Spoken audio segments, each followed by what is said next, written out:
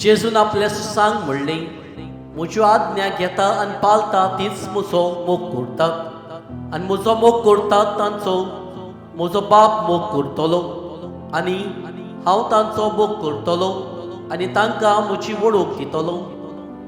जुदासान हो इस्कारियोत न्हय पूण दुसरो ताका म्हणलें, सायबा, तूं संवसारांत तुजी वळख दिवचो नाय पूण आमकां दितलोय हें अशें कितें?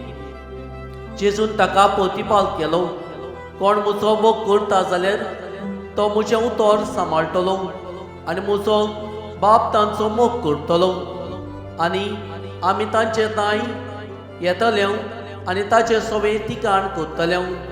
म्हजो मोग करिनात ती म्हजी उतरां सांबाळिनात आनी तुमी आयकतात तें उतर म्हजें न्हय पूण म्हाका पाठयला त्या बापाची.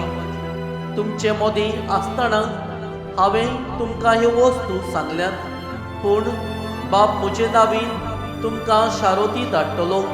तो पवित्र आत्मो तुमकां सगल्यांक शिकयतलो आनी हांवें तुमकां सांगलां तें सगळें तुमच्या मनांत हाडटलो.